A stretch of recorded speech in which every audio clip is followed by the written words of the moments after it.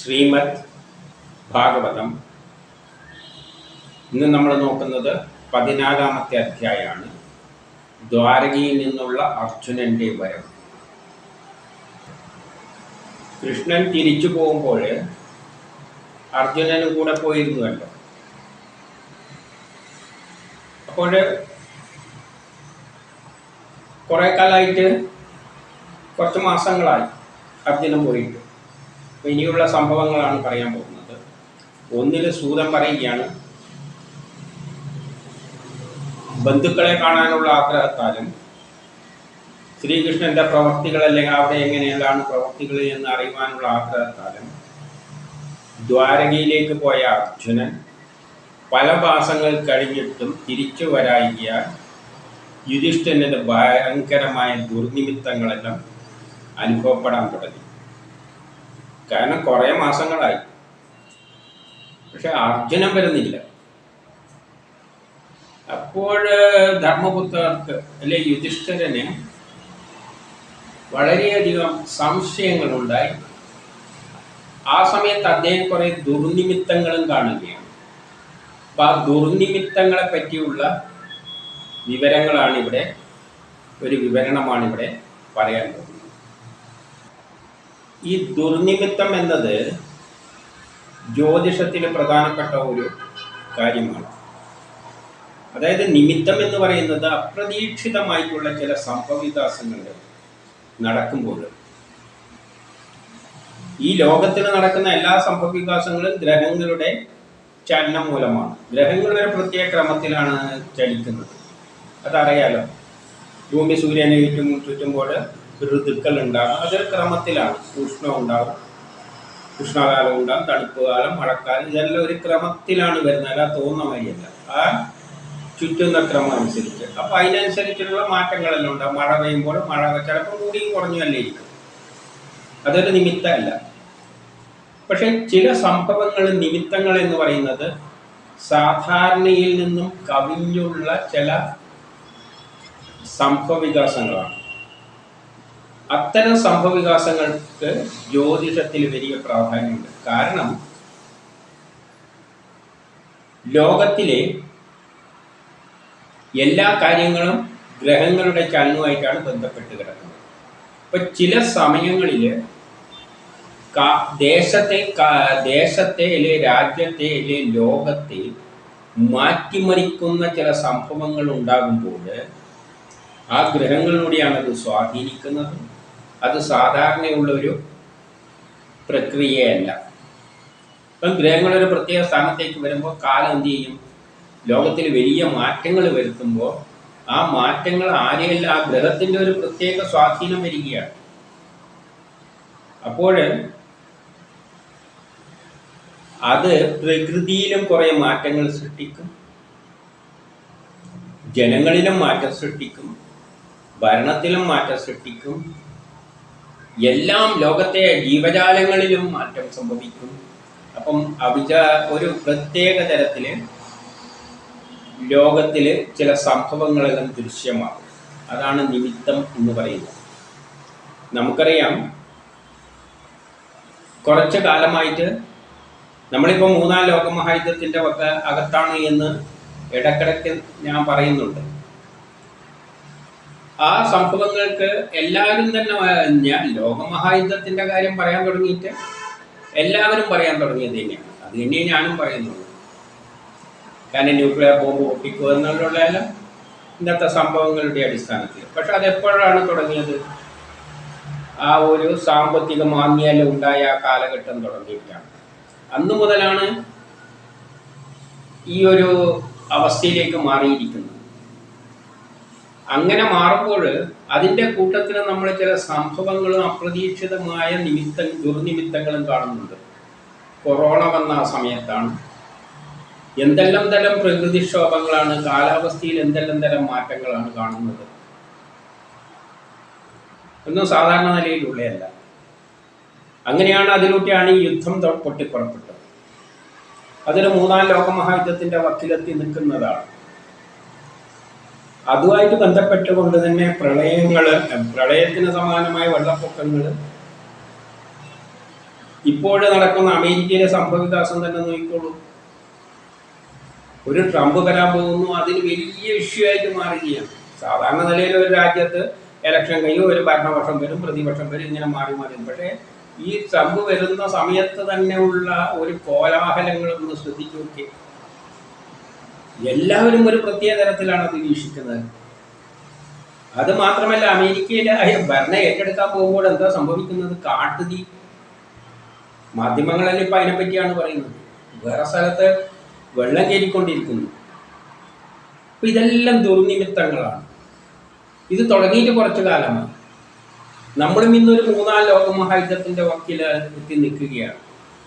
കാരണം ഗ്രഹങ്ങൾ ലോകത്തെ മാറ്റിമറിക്കുമ്പോൾ അത് കാലാവസ്ഥയിലും പ്രകടമാകും, ജീവജാലങ്ങളിലും പ്രകടമാകും, നമ്മുടെ ഭരണവ്യവസ്ഥിതിയിലും പ്രകടമാകും, ഭരണത്തിലും കാണും, രാജ്യങ്ങൾ തമ്മിൽ കാണും, ജനങ്ങൾ തമ്മിലും കാണും, എല്ലായിടവും കാണും.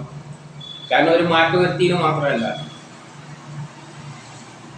നമ്മളിപ്പോൾ ഒരു വീട് പൊളിക്കുകയെന്ന് വെച്ച് കഴിഞ്ഞാൽ ആ വീട്ടിൽ നിന്ന് മാത്രമാണോ മാറ്റുക? അതിൻ്റെ അകത്തുള്ള ആൾക്കാർക്കെല്ലാം പ്രശ്നമുണ്ട്. ഈവൻ കോഴികൾക്ക് പോലും പ്രശ്നമുണ്ട്.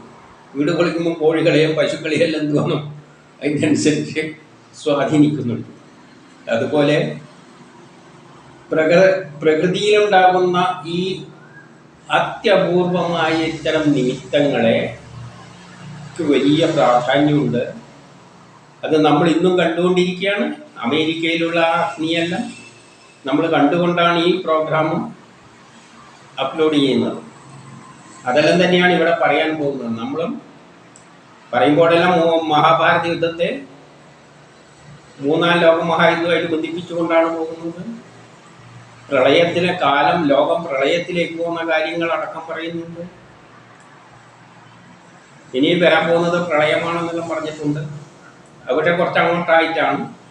പക്ഷേ ലോകമഹായുദ്ധം ഉണ്ടാകുമ്പോൾ ഇവിടെ ലോകമഹായുദ്ധം കഴിഞ്ഞു. അതിൻ്റെ ശേഷമുള്ള പ്രളയത്തിൻ്റെ നിമിത്തങ്ങളെ പറ്റിയാണ് ഇവിടെ ഇനി പറയാൻ പോകുന്നത്. പക്ഷേ നമ്മളും ഇത് നമുക്കും ബാധകമാണ്. കാരണം വലിയൊരു 3-ാം ലോകമഹായുദ്ധത്തിൻ്റെ നടുവിലാണ് നമ്മൾ നിൽക്കുന്നത്. അപ്പോൾ മഹാഭാരത യുദ്ധം നടക്കുമ്പോഴും ഇത്തരം ദുർനിമിത്തങ്ങളെ പറ്റിയെല്ലാം അവിടെ പറഞ്ഞിട്ടുണ്ട്.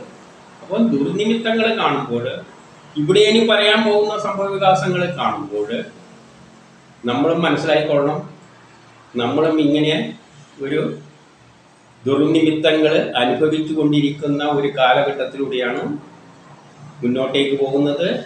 അത് വലിയൊരു മാറ്റത്തിൻ്റെ സൂചന തന്നെയാണ്. ഇനി അത്രയും പറഞ്ഞുകൊണ്ട് നമുക്ക് 3-4-5 എന്താണ് പറയുന്നത് നോക്കാം. കാലത്തിൻ്റെ ഭീകരമായ പോക്ക്. ഇന്ന് കാലത്തിൻ്റെ ഭീകരമായ പോക്ക് തന്നെയാണ്. TV എടുത്ത് നോക്കിയാൽ മതി. അവിടെ അമേരിക്കയിൽ നടക്കുന്ന സംഭവങ്ങളെല്ലാം അഗ്നി. അത് മാത്രമല്ല, ഉക്രൈൻ യുദ്ധം എല്ലാം തന്നെ, കൊറോണ രോഗം വന്ന ആ കാലം മുതൽ തന്നെ ഇപ്പം ചൈനയിലെന്തോ പനിയുണ്ട് എന്ന് പറഞ്ഞു നടക്കുന്നു. ഇതെല്ലാം നമ്മൾ കണ്ടുകൊണ്ടിരിക്കുകയാണ്. അപ്പം കാലത്തിൻ്റെ ഭീകരമായ പോക്ക്, ജനങ്ങളുടെ പാപപങ്കിലമായ പ്രവൃത്തിയെല്ലാം നമ്മൾ കുറേ TV-യിലൂടെ കണ്ടുകൊണ്ടിരിക്കുകയാണ്. എന്തെല്ലാം സംഭവവികാസങ്ങളാണ് ഇപ്പോൾ അടുത്ത് നടന്നത്. സ്ത്രീകളായിട്ട് ബന്ധപ്പെട്ടുകൊണ്ട് തന്നെ എന്തെല്ലാം പ്രശ്നങ്ങളാണ്, സിനിമക്കാരുമായിട്ടെല്ലാം ബന്ധപ്പെട്ട എല്ലാം നമ്മൾ കണ്ടല്ലോ. കാരണം അതൊന്നും ഇതുവരെ കാണാത്ത സംഭവവികാസങ്ങളാണ് നമ്മൾ കാണുന്നത്. പിന്നെയോ കളവിന് പിന്നെ വേറെ കുറവൊന്നുമില്ല. കോപം, അത്യാശ, ആഗ്രഹം പിടിച്ച് നടക്കുകയാണ് എല്ലാവരും. കുടില തന്ത്രങ്ങളാണ് പ്രയോഗിക്കുന്നത്. എന്തെല്ലാം കുടില തന്ത്രങ്ങളാണ് നമുക്കറിയാലോ. അമേരിക്കയിൽ തന്നെ ഒരു പ്രസിഡന്റ് ഇലക്ഷൻ നിൽക്കുമ്പോൾ അദ്ദേഹത്തിനെ വെടിവെച്ചു, സ്ഥാനാർത്ഥിനെ. സാധാരണ എത്രയോ ഇലക്ഷൻ അങ്ങോട്ടും ഇങ്ങോട്ടും നടക്കുന്ന ഇങ്ങനെയൊരു അവസ്ഥ ഉണ്ടായിട്ടുണ്ട്. ഒന്നാലോചിച്ചൊക്കെ, വെടിവെക്കുക, കൊല്ലാൻ ശ്രമിക്കുക സ്ഥാനാർത്ഥി. കുടില തന്ത്രങ്ങൾ, കുടുംബ വഴക്കുകൾ, പിന്നെ അമ്മ, അച്ഛൻ, ബന്ധു, സഹോദരങ്ങൾ, ഭാര്യ, ഭർത്താക്കന്മാർ, ഇവരെല്ലാം തമ്മിലുള്ള തമ്മിത്തല്ല്, മനുഷ്യരിൽ അതിമോഹം. ഇവ കണ്ട് യുധിഷ്ഠിരൻ ഭീമനോട് പറഞ്ഞു. അപ്പൊ ചുറ്റും നോക്കുമ്പോൾ ഇങ്ങനെയല്ല ഒരു വല്ലാത്ത അവസ്ഥ, അതായത് ലോകം ദുഷിക്കുന്ന മാക്സിമത്തിലെത്തുന്ന അവസ്ഥ. അപ്പം യുധിഷ്ഠിരൻ ഭീമനോട് പറഞ്ഞു 6:7. അപ്പം പറയുകയാണ്, യുധിഷ്ഠിരൻ പറയുകയാണ്, ശ്രീകൃഷ്ണൻ ദ്വാരകയിലേക്ക് പോയ അർജുനൻ ഇപ്പോൾ 7 മാസമായി ദ്വാരകയിലേക്ക് പോയിട്ട് എന്തോ കാരണത്താൽ വരുന്നില്ല. അറിയാൻ ഒരു എളുപ്പ വഴിയും കാണുന്നില്ല. ജട്ടിൽ പറയാണ്, ശ്രീകൃഷ്ണൻ തൻ്റെ ക്രീഡാശരീരമൊരിക്കൽ ഉപേക്ഷിക്കുമെന്ന് നാരദൻ പറഞ്ഞ സമയം വന്നു. അപ്പം നാരദൻ ഒരിക്കൽ പറഞ്ഞിട്ടുണ്ട്, ഈ ക്രീഡയെല്ലാം മതിയാക്കിയിട്ട് ശരീരം ഉപേക്ഷിച്ചിട്ട് പോകുന്നു. ഇനി ആ സമയാറ്റം വന്നോ? കാരണം കൃഷ്ണത്തേക്കല്ല പോയിരിക്കുന്നത്. ശങ്കയാണ്. 9:10. യാതൊരു കൃഷ്ണനാൽ ഐശ്വര്യം, രാജയോഗം, പത്നിമാർ, ശത്രുജയം, ജനങ്ങൾ, ലോകങ്ങൾ എന്നിവ നേടി. ആ ഒരു കൃഷ്ണനെ കൊണ്ടാണ് നമ്മൾ ഇതെല്ലാം നേടിയിരിക്കുന്നത്. അത് ഓർക്കുകയാണ്. അപ്പം കൃഷ്ണനെ പറ്റിയാണ് ഒരു ശരിയ കാരണം നാരദൻ അങ്ങനെ ഒരു പറച്ചിൽ പറഞ്ഞിട്ടുണ്ട്. അപ്പൊ ആ ഒരു ശങ്ക ഉള്ളിലുണ്ട്. എന്നിട്ട് പറയുന്നു, ആകാശത്തിലും ദേഹത്തിലും ഭൂമിയിലും സംഭവിക്കുന്ന ഭീകര സംഭവങ്ങൾ, അതായത് ആകാശത്തില്, ജനങ്ങളിലടക്ക്, ലോകത്തില്, ഇവിടങ്ങളിലെല്ലാം സംഭവിക്കുന്ന ഭീകര സംഭവങ്ങൾ ബുദ്ധിയെ ഭയപ്പെടുത്തുന്നു. അപ്പം ചുറ്റും നടക്കുന്ന അപ്രതീക്ഷിതമായ സംഭവങ്ങൾ കാണുമ്പോൾ എന്തു പറയാൻ പറ്റുന്നു? എൻ്റെ ബുദ്ധി ഭയപ്പെടുന്നു. അതെല്ലാം ദുർനിമിത്തങ്ങളാണ്. പിന്നെ 11 അദ്ദേഹത്തിന് അനുഭവപ്പെടുന്ന ചില ദുർനിമിത്തങ്ങൾ പറയുകയാണ്. ഇടത്തെ തുടയും കണ്ണും കരവുമെല്ലാം തുടിക്കുന്നു. അപ്പം ചില അവയവങ്ങൾ, അതായത് ഗ്രഹങ്ങൾ ഒരു പ്രത്യേക ക്രമത്തിലേക്ക് മാറാൻ പോകുമ്പോൾ ആ ഗ്രഹങ്ങൾ നമ്മളിലേക്ക് സ്വാധീനം ചെലുത്തുമ്പോൾ നമ്മളിൽ തന്നെ ചില മാറ്റങ്ങൾ, ചില അവയവങ്ങളിൽ ചില മാറ്റങ്ങൾ കാണും. അതേതാണ്? ഇടത്തെ തുടയും കണ്ണും ഇടത്തെ കരവുമെല്ലാം തുടിക്കും.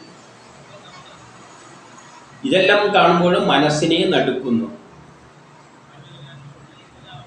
ഇത് അടുത്തു തന്നെ അനിഷ്ടം നൽകിയേക്കാം. ഇഷ്ടപ്പെടാത്ത എന്തോ സംഭവം അടുത്ത് സംഭവിച്ചേക്കാം. ഇനി 12 മുതൽ 13 വരെ. പെൺകുറുക്കൻ ഉദിച്ചു വരുന്ന സൂര്യനെ നോക്കി ഓരിയിടുന്നു. അപ്പം മനുഷ്യരിലെ അവയവങ്ങളെ പറ്റി പറഞ്ഞു. മറ്റു ജീവജാലങ്ങളിലും ഇത് ചില പ്രത്യേക സ്വഭാവങ്ങൾ ഉണ്ടാക്കും. അങ്ങനെയുള്ള ചിലത് പറയുകയാണ്. പെൺകുറുക്കൻ ഉദിച്ചു വരുന്ന സൂര്യനെ നോക്കി ഓരിയിടുന്നു. അതായത് വെറുതെ ആകാശത്ത് നോക്കിയിട്ട് ഓരിയിടുന്ന ഒരു പ്രത്യേകത.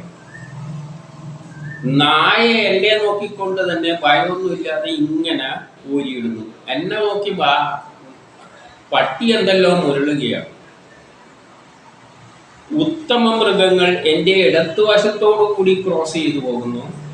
നീച മൃഗങ്ങൾ വലതുവശത്തൂടെ ക്രോസ് ചെയ്തു പോകുന്നു. ഇത്തരം സംഭവങ്ങളൊന്നും നമ്മൾ അധികം സാധാരണ കാണുന്നതല്ല. സാധാരണ കാണുന്നത് വെച്ചുകൊണ്ട് നിമിത്തായിട്ട് കാണരുത്. ഇതൊന്നും ഈ പറയുന്നതൊന്നും നമ്മൾ സാധാരണ കാണാത്ത സംഭവവികാസങ്ങളാണ്. അതാണ് നിമിത്താവുള്ളൂ. ഇനി എൻ്റെ കുതിരകളെല്ലാം നിലവിളിക്കുന്നു. കാരണം കുതിരകളൊന്നും അത്തരത്തിൽ ശബ്ദം പുറപ്പെടുവിക്കില്ല. ഇനി 14. മാടപ്രാവ് മൃത്യുദേവ സന്ദേശം നൽകുന്നു. ഈ പ്രാവുകൾ വരുന്നത്, ഏതെങ്കിലും ഒരു സ്ഥലത്ത് ഒരു പ്രാവ് വരുന്നുണ്ടെങ്കിൽ ആ പ്രാവിൻ്റെ കാരകത്തുള്ള ഗ്രഹങ്ങൾ നീചഗ്രഹങ്ങളാണെങ്കിൽ ആ ഗ്രഹത്തിൻ്റെ സ്വാധീനം ആ സ്ഥലത്തെ എഫക്റ്റ് ചെയ്തെന്നായിട്ട് നമ്മൾ കണക്കാക്കണം. എന്നിട്ടോ അതേപോലെ തന്നെ കൂമയും കാക്കയും ഉറക്കമില്ലാതെ രാത്രിയെല്ലാം ശബ്ദിച്ചുകൊണ്ടിരിക്കുക. നമ്മൾ ഈ പറയുന്ന കാര്യങ്ങൾ ഒന്നും ശ്രദ്ധിക്കേണ്ടത്, ഇതൊന്നും സാധാരണ നിലയിൽ നമ്മൾ കാണുന്നതല്ല. കാരണം രാത്രിയൊന്നും കാക്ക കയറിയിട്ട് നിലവിളിക്കുക, കൂമനൊന്നും വേണ്ടാതെ ശബ്ദിക്കുകയില്ല. പ്രത്യേക സ്ഥലത്ത് ഈ കരയുന്നതിനാണ് പ്രാധാന്യം. അത് അപൂർവമായിട്ടേ സംഭവിക്കുള്ളൂ, എപ്പോഴൊന്നും ഇല്ല. എന്നിട്ട് എന്ത് പറയുന്നു? അറിയിക്കാൻ വെമ്പുന്നു. എന്തോ ഒരു വിനാശം വരുന്നതെന്ന് അറിയിക്കാൻ വെമ്പുകയാണ് അവയെല്ലാം. അതുകൊണ്ടാണ് ഇങ്ങനെ നിലവിളിക്കുന്നത്. ഇത് 15, ദിക്കുകളെ ഒരു പ്രത്യേക തരം ധൂമവർണ്ണമാക്കി മാറുന്നു. ഗ്രഹങ്ങൾക്ക് പരിവേഷം കാണുന്നു. ഗ്രഹങ്ങൾക്ക് ഒരു പ്രത്യേക വളയന്മാരിയെല്ലാം കാണപ്പെടുന്നു. മലയും ഭൂമിയെല്ലാം കുലുങ്ങുക. അതും നമ്മൾ ഇതെല്ലാം നമ്മൾ വ്യക്തിപരമായി വീക്ഷിക്കേണ്ടതാണ്. പക്ഷേ ലോകം മുഴുവൻ വീക്ഷിക്കുന്ന ഒരു കാര്യമാണ് മലകളോടുകൂടി ഭൂമി കുലുക്കുന്നു. ഭൂമി കുലുക്കങ്ങൾ ലോകത്തിൽ ഇപ്പം സംഭവിച്ചിട്ടുണ്ട്. ഈ അടുത്ത കാലത്ത് തന്നെ ഉരുൾപൊട്ടലെല്ലാം നമ്മൾ അനുഭവിച്ചല്ലോ. പിന്നെ മിന്നലോടുകൂടിയ വലിയ തരം ഇടിമുഴക്കങ്ങൾ, സാധാരണ മിന്നൽ ഇടിയല്ലുണ്ട്, അത്തരത്തിലുള്ളതിന് എടുക്കരുത്. എല്ലാത്തത് നമ്മൾ ദർശിക്കും. 16, 17 പൊടിക്കാറ്റ് ശക്തിയോടെ വീശും. മേഘം എല്ലായിടവും അറക്കുളവാക്കുന്ന വിധം രക്തം വർഷിക്കുന്ന മഴ വർഷിക്കുന്നു എന്നല്ല എല്ലാം ആക്കേണ്ടത്. മേഘത്തിന്റെ ഇടക്കെല്ലാം ഒരു സൂര്യന്റെ ഒരു ചുവപ്പ് പ്രകാശങ്ങളെല്ലാം, ഇരുണ്ട മേഘങ്ങൾ, അതിൻ്റെ ഇടക്കൂട്ട് ഒരു ചുവന്ന വെളിച്ചം വരുന്ന തരത്തിലുള്ള പ്രത്യേകതരം, സാധാരണ അങ്ങനെയൊന്നും കാണാത്തതാണ്. സൂര്യന്റെ പ്രഭ നഷ്ടപ്പെടുക. ഗ്രഹങ്ങൾ തമ്മിൽ കലഹം എന്ന് പറയുന്നത് ജ്യോതിഷത്തിലുള്ളതാണ്. ഗ്രഹങ്ങൾ തമ്മിൽ യുദ്ധം നടക്കുന്നുണ്ട്. അതിനനുസരിച്ചാണ് ഭൂമിയിലും യുദ്ധമുണ്ട്. ഗ്രഹങ്ങൾ തമ്മിലുള്ള യുദ്ധമുണ്ട്. ആ ഗ്രഹങ്ങൾ തമ്മിൽ യുദ്ധം നടക്കുമ്പോഴും ഭൂമിയിലും യുദ്ധസമാനമായ അന്തരീക്ഷം ഉണ്ടാകുന്നുണ്ട്. ഭൂമിയും അന്തരീക്ഷവും ശിവഭൂത കണക്കെ ജ്വലിക്കുന്ന പോലെ ഇരിക്കുന്നു. ഭൂമി അന്തരീക്ഷം ശിവന്റെ ഭൂതങ്ങളെ കണ്ടിട്ട് അതുപോലെ ഇരിക്കുന്നു. ഇനി പാട്ട് 19, 20.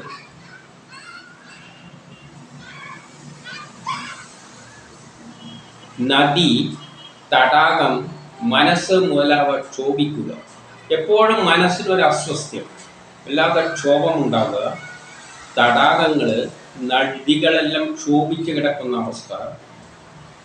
നമ്മൾ കടലിൽ എന്തോ ഒരു കടൽ ഉൾവലിയുന്നു എന്നെല്ലാം പറയുമ്പോൾ നമ്മൾ അത് ഭയങ്കര ഭയത്തോടെ കാണുന്നുണ്ട്, എന്തോ സംഭവിക്കാൻ പോകുന്നുണ്ട്. അപ്പം നദികളിലെ വെള്ളത്തിനെല്ലാം ചില പ്രത്യേകതകൾ കാണുമ്പോൾ സാധാരണയിൽ കവിഞ്ഞുള്ള പ്രത്യേകതകൾ കാണുക.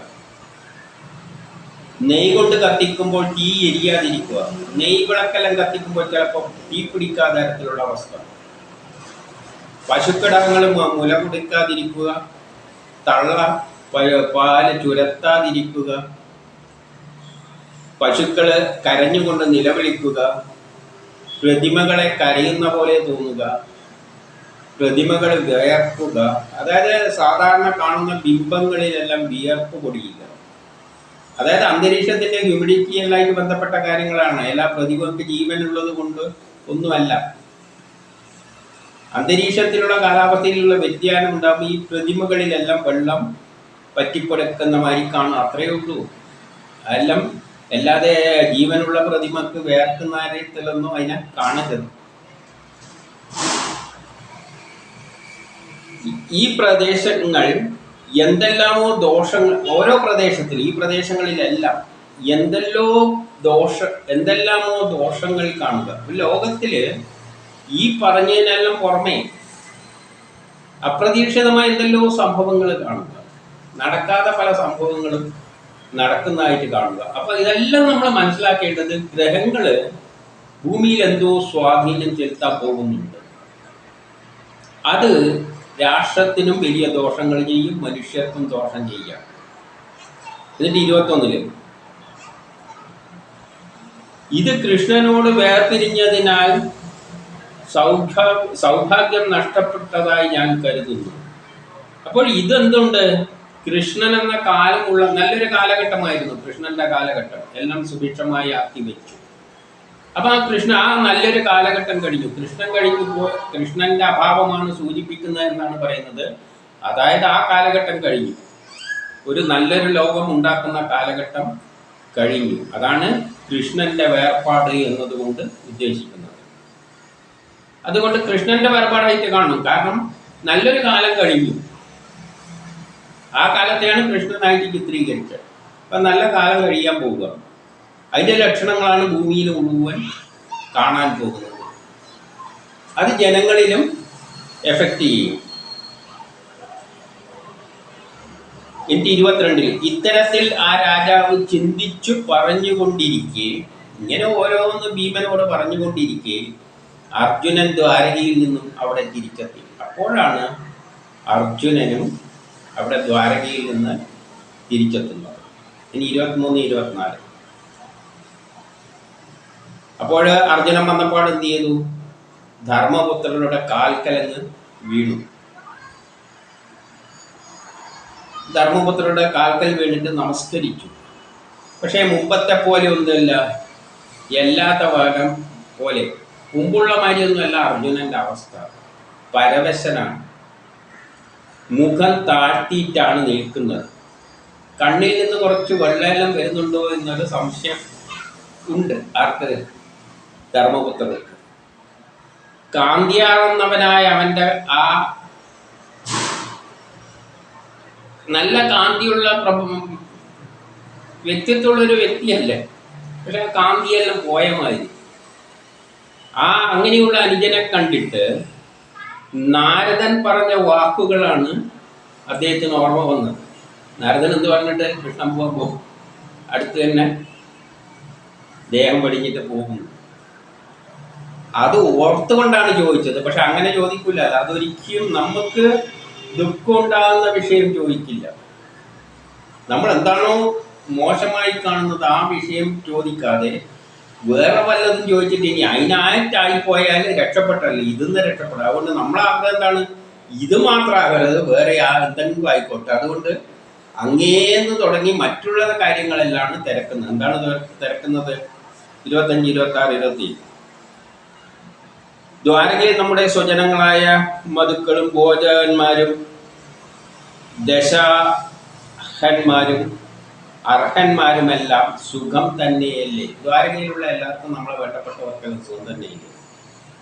മുത്തച്ഛൻ ശൂരസേനൻ, അമ്മാവൻ വസുദേവൻ, അദ്ദേഹത്തിൻ്റെ 7 ഭാര്യമാർ, ദേവകി തുടങ്ങി 7 ഭാര്യമാർ,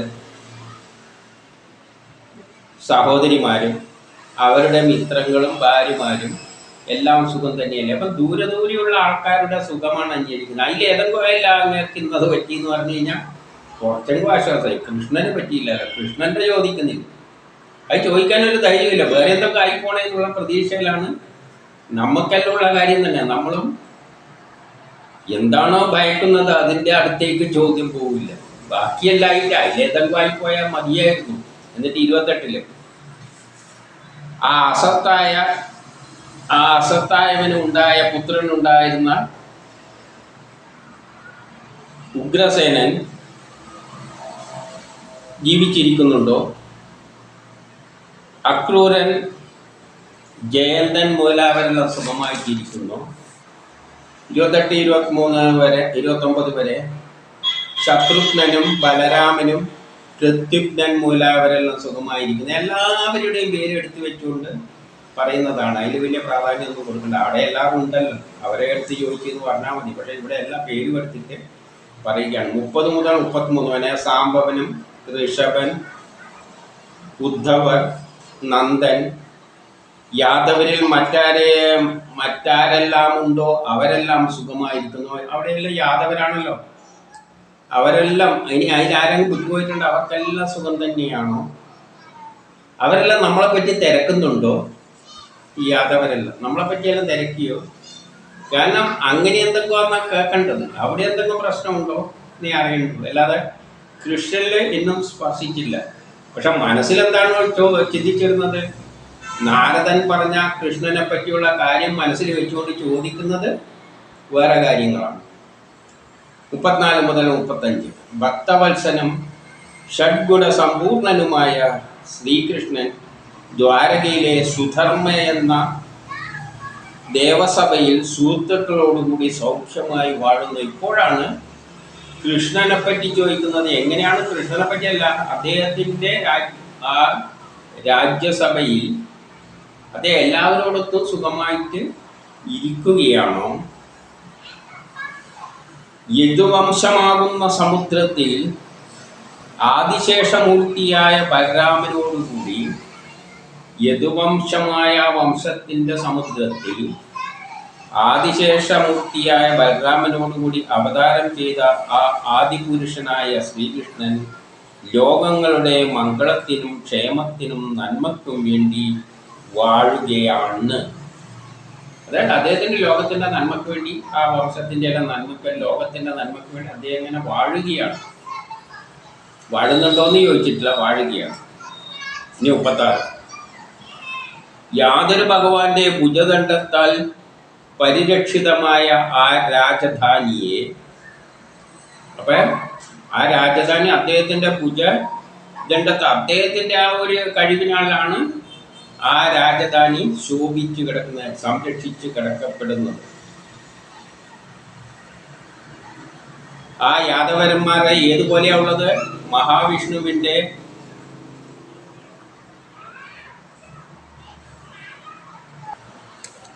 പാർഷദന്മാർ, മഹാവിഷ്ണുവിൻ്റെ പാർഷദന്മാരെ പോലെയാണ് കൃഷ്ണൻ്റെ യാദവരെയെല്ലാം കാണുന്നത്. എന്ന പോലെ അത്യാനന്ദത്തോടുകൂടി താമസിക്കുകയാണോ? ഇത് 37. യാതൊരു ഭഗവാന്റെ പാദപൂജ കൊണ്ട് സത്യഭാമാദികളായ 16,000 സ്ത്രീകൾ ശചീദേവിക്ക് മാത്രം സമുചിതങ്ങളായ അവരുടെ ഭോഗങ്ങളെ പിടിച്ചു പറ്റിയിരിക്കുന്നു. അതായത് എല്ലാ സ്ത്രീകൾക്കും നല്ല കൃഷ്ണൻ്റെ പരിചരണത്തോടുകൂടി സുഖമായി വസിക്കുകയാണ്. എല്ലാവർക്കും, ഒരാൾക്ക് മാത്രമൊന്നുമല്ല കൃഷ്ണൻ, എല്ലാ സ്ത്രീകൾക്കും അവസാനം എത്തിച്ചേർന്ന് പറഞ്ഞല്ല കഴിഞ്ഞാലും. എല്ലാ സ്ത്രീകളും അവസാനം എവിടെ തന്നെയാണ് എത്തുന്നത്? ആ സമയത്ത് കൃഷ്ണനിലാണ് എത്തുന്നത്. അത് പിന്നെ വേറെ ഏതെങ്കിലും ഒരാൾക്ക് മാത്രമേ ഉള്ളതെന്നല്ല, എല്ലാ സ്ത്രീകൾക്കും ഉള്ളതാണ് കൃഷ്ണൻ. ബ്രഹ്മസാക്ഷാത്കാരത്തിൻ്റെ ആ സ്റ്റേജ് പോലെയുള്ളത്. ആ അവസരത്തിൽ അത് കഴിഞ്ഞാൽ പറഞ്ഞതാണ്. അത് തന്നെയാണ് ഇവിടെ ഇൻഡയറക്റ്റായിട്ട് സൂചിപ്പിക്കുന്നത്. ഏതെങ്കിലും ഒരാൾക്ക് വേണ്ടിയുള്ളതല്ല, എല്ലാ 16,000 ഉള്ള എത്രയും സ്ത്രീകൾക്കെല്ലാം അവരെല്ലാം പിടിച്ചു പറ്റിയിരിക്കുകയാണ്, സ്വന്തമാക്കിയിരിക്കുകയാണ് കൃഷ്ണനെ. ഓരോ ആളും കൃഷ്ണനുമായിട്ട് ചേരുകയാണ് ആ സമയത്ത്. ഇനി 38. യാതൊരു ഭഗവാന്റെ ഭുജദണ്ഡ വൈഭവത്താൽ യാദവ വീരന്മാർ, അപ്പോൾ അദ്ദേഹത്തിൻ്റെ ഒരു കഴിവുകൊണ്ടാണ് യാദവന്മാർ ഭയരഹിതരായി സുധർമ്മം എന്ന സഭാമന്ദിരത്തിൽ കയറിയിരിക്കുന്നത്. ആ ഭരണത്തിൽ, ആ ആ ദേശത്തെ ഭരണ മന്ത്രാലയത്തിൽ യാദവരെല്ലാം ഇദ്ദേഹത്തിൻ്റെ ആ ഒരു ശക്തിയാലാണ് ഇരിക്കുന്നത്. ഇനി 39 വത്സ അർജുന എന്ന് പറഞ്ഞുകൊണ്ട്, അപ്പം ഇതെല്ലാം പറഞ്ഞു നോക്കി, എന്തെങ്കിലൊക്കെ പറയുകയായിരുന്നു, അതൊന്നും പറഞ്ഞില്ല. എവിടെയൊന്നും ഒരു കുഴപ്പമൊന്നും പറഞ്ഞില്ല. അതുകൊണ്ട് ഇനി വേറെ വല്ല കാര്യം, ഇനി അർജുനന് വല്ല കുഴപ്പമുണ്ടാവും? അർജുന, നിനക്ക് സുഖം തന്നെയല്ലേ, നിനക്ക് വല്ല കുഴപ്പം കൊണ്ടാണ് ഈ മുഖേന ക്ഷീണിച്ചിരിക്കുന്നത്. പക്ഷെ നിന്റെ തേജസ്സെല്ലാം നഷ്ടപ്പെട്ടതായിട്ട് തോന്നുകയാണ്. അധിക നാൾ അവിടെ താമസിച്ചതിനാൽ നിനക്ക് ബഹുമാനം നഷ്ടപ്പെട്ടോ? അതായത് കുറെ കാലം ഒരുത്തിയിൽ താമസിച്ചു കഴിഞ്ഞാൽ അമ്മമാർക്ക് മടുക്കുമല്ലോ. അപ്പം പിന്നെ എന്താവും? ചിലപ്പം മുഖത്തിലെല്ലാം മുഖഭാവത്തിലെല്ലാം ചെറിയ വ്യത്യാസങ്ങൾ കാണും. അതാറ്റം കണ്ടിട്ടാണ് ഇനി എനിക്ക് ഒരു വിഷമം, കാരണം എന്തെങ്കിലും പ്രകടിപ്പിച്ചോ, നിന്നെ അപമാനിക്കപ്പെട്ടോ, അങ്ങനെ എന്തെങ്കിലും, അതുകൊണ്ട് നീ അപമാനിതനായോ? എന്നിട്ട് 40 സ്നേഹഭാവമില്ലാതെ വാക്കുകൾ കേട്ട് പ്രഹരമേറ്റിട്ടില്ലയോ. ആരെങ്കിലും ഒരു ഇഷ്ടമില്ലാത്ത വാക്കു വല്ലതും പറഞ്ഞിട്ട് നീ എങ്ങനെ വിഷമിച്ചിരിക്കുകയാണോ. എന്നിട്ട് വേറെ 40 വാക്കു കൊടുത്ത വല്ലതും യാചകർക്ക് കൊടുക്കാൻ പറ്റാതായി. ആരെങ്കിലും നിന്നോട് വല്ല സഹായം ചോദിച്ചിട്ട് നിനക്കിനി അത് സാധിപ്പിച്ചു കൊടുക്കാൻ പറ്റാതെ കൊണ്ടുള്ള വല്ല വിഷമവുമാണ്. ഇങ്ങനെ വലിയ ചെറിയ ചെറിയ കേസായിരുന്നെങ്കിൽ കുഴപ്പമില്ലായിരുന്നു. ഇനി 41 ശരണാഗതരായിട്ട് വല്ലവരും നിന്റെ സഹായം അഭ്യർത്ഥിക്കാൻ വന്നിട്ട് നിനക്ക് അതിനെ സഹായിക്കാൻ പറ്റാത്ത അവസ്ഥയാറ്റം വന്നു.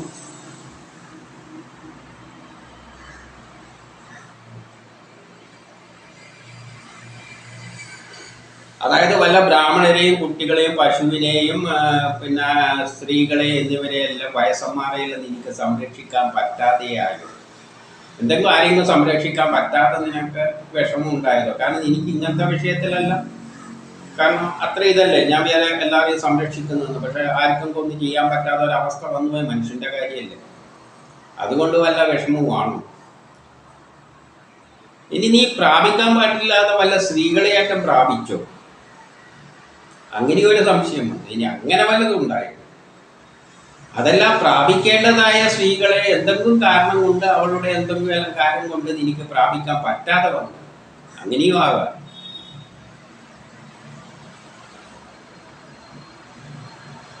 അല്ലെങ്കിൽ സമന്മാർ അല്ലെങ്കിൽ സമന്മാരായ കീഴേ ഉള്ളവരോട് വല്ലതിലെടുത്ത് നീ തോറ്റുപോയോ.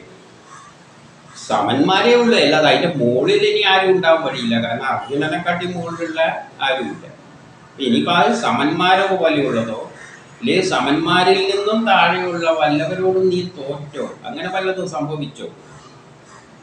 പിന്നെ 43 നീ ഭക്ഷണങ്ങൾ നൽകേണ്ടവരായ വൃദ്ധകള് കിടാങ്ങൾ, അതായത് നീ മറ്റുള്ളവർക്ക് ഇത്തരം ആളുകൾക്ക് ഭക്ഷണം നൽകേണ്ടവരായ വൃദ്ധരായ ആൾക്കാർക്കോ കുട്ടികൾക്കോ ആർക്കെങ്കിലും കൊടുക്കാതെ നീ ഭക്ഷണം കഴിച്ചു. അതായത് മറ്റുള്ളവർക്ക് എന്തോ ഒരു വിഷമം, അവർക്ക് കൊടുക്കാതെ ഞാൻ കഴിച്ചല്ലോ, അങ്ങനെ വല്ല ഇഷ്യൂയാണ്. നിന്ദ്യമായ വേറെ വല്ല പ്രവൃത്തിയും ചെയ്തു നീ, എന്തെങ്കിലും ഇതല്ലാതെ ഈ പറയുന്നതല്ലാതെ വേറെ വല്ലതും ചെയ്തു. ഇനി 49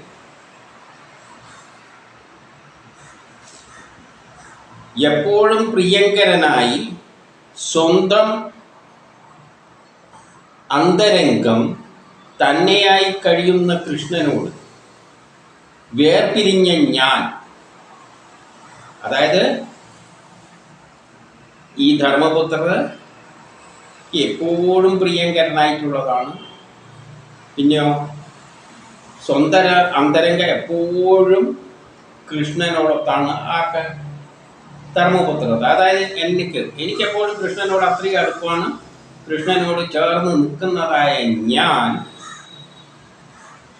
കൃഷ്ണൻ പോയപ്പോൾ ഒന്നുമല്ലാത്തതായി തീർന്നുവല്ലോ എന്ന സന്തോഷം കൊണ്ട് എന്ന് വിചാരിച്ചാണ്.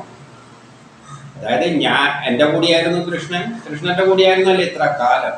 ഇപ്പോൾ കൃഷ്ണൻ എന്നെ വിട്ടുപോയല്ലോ, അതുകൊണ്ട് ചേട്ടൻ അങ്ങനെ വിഷമിച്ചിരിക്കുകയാണോ എന്നുള്ളൊരു ശങ്ക കൊണ്ടാണോ നീ ഇതെല്ലാം ഇങ്ങനെ ഒരു വല്ലാത്ത അവസ്ഥയിൽ നിൽക്കുന്നത്. കാരണം കൃഷ്ണനെ വിട്ടിട്ട് ഇവിടെ ധർമ്മപുത്രർ ഒറ്റക്കാണല്ലോ. ഇനി അതുകൊണ്ട് അത് ചിന്തിച്ചിട്ടുള്ള വല്ല വിഷമമാണ്. മറുതരത്തിലുള്ള ഒരു ദുഃഖവും നിനക്ക് സംഭവിക്കാൻ ഈ പറഞ്ഞല്ലാതെ വേറൊന്നുകൊണ്ട് നിനക്ക് ദുഃഖം വരാൻ സാധ്യതയില്ല. നീ ദുഃഖിക്കണ്ടിക്ക് ഇതിൽ ഏതെങ്കിലും ഒരു കാര്യം ആയിരിക്കും. ഈ അധ്യായത്തിലെ പ്രധാനപ്പെട്ട ഒരു കാര്യം എന്താണെന്ന് വെച്ചാൽ ഒരു പ്രധാനപ്പെട്ട ഒരു ലോക സത്യമുണ്ട്.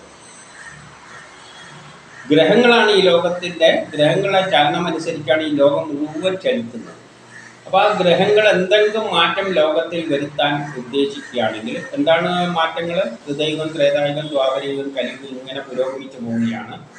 ചില ഘട്ടങ്ങളിൽ ലോകം അധർമ്മത്തിൽ പെടുമ്പോൾ എന്തു ചെയ്യും? അധർമ്മത്തിൽ പെടുന്ന മാക്സിമത്തിലും ദുശകുനങ്ങൾ കാണും. ആ അധർമ്മത്തെ തട്ടി നീക്കി പുതിയൊരു ലോകക്രമത്തിലേക്ക് പോകുമ്പോഴും ദുശകുനങ്ങളെല്ലാം കാണും. ഓരോ രാജ്യത്തെയും ഭരണത്തിലോ അല്ലെങ്കിൽ ആ സ്ഥലത്തിലോ എന്തെങ്കിലും സംഭവിക്കാൻ പോകുമ്പോൾ അവിടെയും ഇത്തരം നിമിത്തങ്ങൾ കാണും.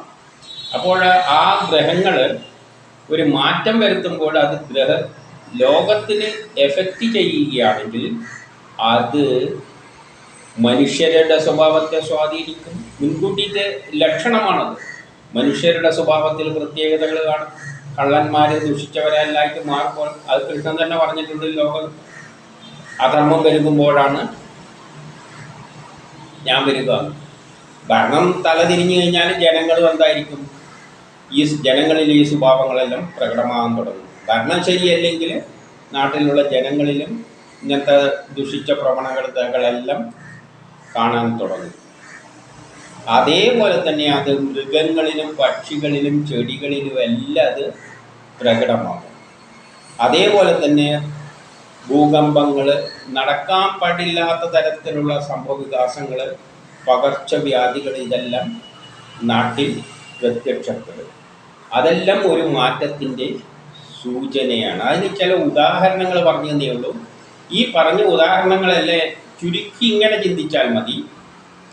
സാധാരണ നിലയിൽ നടക്കാത്ത, ഇപ്പോൾ ഒരു മഴ ചില കാലത്ത് മഴ കുറച്ച് അധികം പെയ്യും, ചില കാലത്ത് മഴ കുറച്ച് കുറഞ്ഞു പോകും. അത് മറ്റുള്ള ഗ്രഹങ്ങളുമെല്ലാം സ്വാധീനിക്കുന്നുണ്ട്. അപ്പം അങ്ങനെയുള്ള കുറച്ച് കൂടുതലും കുറയുന്നതൊന്നുമല്ല. അതിന് പുറമേ പ്രതീക്ഷിക്കാത്ത തരത്തിലുള്ള സംഭവിക്കാതെ. അപ്പോൾ കൊറോണ വന്നത്, പണ്ട് കോളറ ഒരു കാലത്ത് എത്രയോ പേര് പണ്ട് മരിച്ചിട്ടുണ്ട്, മനുഷ്യരെല്ലാം കൊന്നൊടുക്കി. അങ്ങനെ ചില സമയങ്ങളിൽ രോഗങ്ങൾ അത് പ്രകൃതിയിലെല്ലാം അതിൻ്റെ എഫക്റ്റ് മുൻകൂട്ടിയിട്ട് പ്രകൃതിയിൽ കാണും. രാജ്യത്ത് സംഭവിക്കാൻ പോകുന്നതിനെക്കാട്ടി മുമ്പിൽ അത് പ്രകൃതിയിലാണ് പ്രകടമാകുന്നത്. അപ്പോൾ അത് നമ്മൾ ശ്രദ്ധിക്കുമ്പോൾ നമ്മൾ ഇതുവരെ പറഞ്ഞുകൊണ്ടിരിക്കുന്ന എന്താണ്? നമ്മൾ മൂന്നാം ലോകമഹായുദ്ധത്തിൻ്റെ, മഹാഭാരത യുദ്ധത്തിൻ്റെ നടുവിലാണ് നിൽക്കുന്നത് എന്നാണ്. മഹാഭാരത യുദ്ധം നടക്കുമ്പോഴും ഇതേമാതിരി ദുർനിമിത്തങ്ങളെല്ലാം അവിടെ പറഞ്ഞിട്ടുണ്ടാവും. അതേപോലെ മൂന്നാം ലോകമഹായുദ്ധം നടക്കാൻ പോകുമ്പോഴും അതിൻ്റെ മുന്നോടിയായിട്ട് നമ്മൾ ഇതെല്ലാം കാണുന്നുണ്ട്. നമ്മൾ പ്രകൃതിയെ വീക്ഷിക്കണം. നമ്മൾ ആദ്യം സാമ്പത്തിക മാന്ദ്യത്തിലേക്ക് കടക്കുന്ന ആ സമയത്ത് ലോകത്തിലൊരു സാമ്പത്തിക മാന്ദ്യം ഉണ്ടായിട്ട് അതിൻ്റെ ഫലമായിട്ടുള്ളതാണ് നമ്മളിപ്പം തുടർച്ചയായിട്ട് കണ്ടുകൊണ്ടേയിരിക്കുന്നത്. അതുമായിട്ട് ബന്ധപ്പെട്ടാണ് പോകുന്നത്. അതിൻ്റെ ശേഷമാണ് യുദ്ധത്തിലേക്കെല്ലാം പോയത്. ആ സമയത്ത് നമ്മൾ കണ്ടതാണ് കൊറോണ മാതിരിയുള്ള അസുഖങ്ങൾ. പിന്നെന്താണ്? പ്രകൃതിക്ഷോഭങ്ങൾ. കാലാവസ്ഥ എന്നെല്ലാം പറയുന്നത് ചിന്തകൾക്ക് അപ്പുറമാണ്. സാധാരണ നിലയിലുള്ള കാലാവസ്ഥയൊന്നും അല്ല. എല്ലാം മാറിക്കൊണ്ടിരിക്കുകയാണ്. എവിടെയെല്ലാം എന്തെല്ലാം അനർത്ഥങ്ങൾ സംഭവിച്ചു. ഇപ്പോൾ അമേരിക്കയിൽ നടക്കുന്ന സംഭവവികാസങ്ങൾ, ആ 2025 എന്ന് പറയുന്നത് വളരെ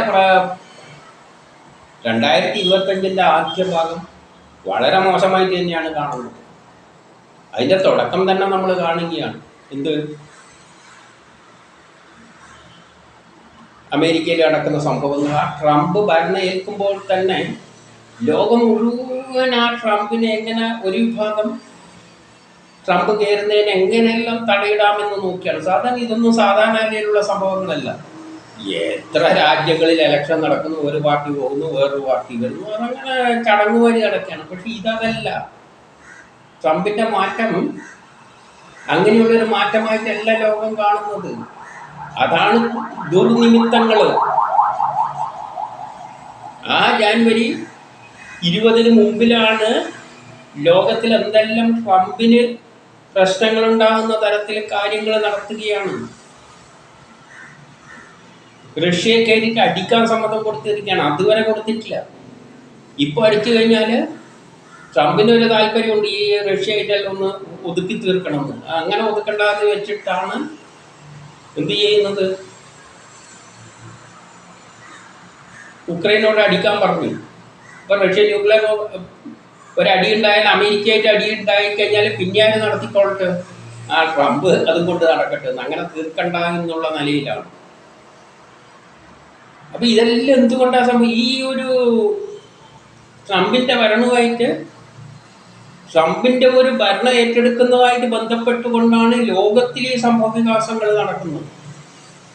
അപ്പൊ ഇതിന്റെ പിന്നിലെല്ലാം ആരാണുള്ളത്? ആ ഗ്രഹങ്ങളുടെ സ്വാധീനമാണ്. ആ ഗ്രഹം തന്നെ അമേരിക്കയിൽ എന്ത് ചെയ്യുകയാണ്? വലിയൊരു അഗ്നിബാധ ഉണ്ടാക്കിയിരിക്കുക. ഇത് എവിടത്തേക്കാണ് എത്താൻ പോകുന്നത് എന്ന് ചിന്തിച്ചു.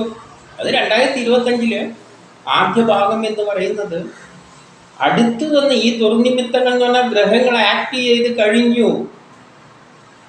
ഗ്രഹങ്ങൾ ആക്ട് ചെയ്ത് കഴിഞ്ഞു. അതപ്പോഴാണ് ദുർനിമിത്തങ്ങൾ കാണുന്നത്, എല്ലാവരും ജീവികൾ പ്രകടിപ്പിക്കാൻ തുടങ്ങുന്നത്. അപ്പൊ അടുത്ത ഇനി ട്രംപ് ഭരണത്തിൽ കയറിക്കഴിഞ്ഞു കഴിഞ്ഞാൽ സുഖത്തിലൊന്നുമല്ല കാര്യം പോകാൻ പോകുന്നത്. ട്രംപിനെ എല്ലാം തീർക്കണമെന്നെല്ലാം ഉണ്ട്. പക്ഷെ കാലം അങ്ങനെയല്ല മുന്നോട്ടേക്ക് നയിക്കാൻ പോകുന്നത്. കാലം ഒരു വലിയ മാറ്റത്തിലേക്കാണ് കൊണ്ടുപോകാൻ പോകുന്നത്. അത് നമ്മൾ കാണാൻ പോവുകയാണ്. അതാണ് ഇതിലൂടെ നമ്മൾ മനസ്സിലാക്കേണ്ട ആ പ്രകൃതി നിയമം. അത് നമുക്കിനി അധികകാലമൊന്നും വേണ്ടല്ലോ. നമ്മൾ അതിൻ്റെ പടിവാതിക്കലല്ലേ നിൽക്കുന്നത്. നമുക്ക് ഈ ലക്ഷണങ്ങളെല്ലാം, ഓരോ ലക്ഷണങ്ങളും പ്രകൃതിയിൽ നമ്മൾ ഇനി കണ്ടുകൊണ്ടേയിരിക്കും.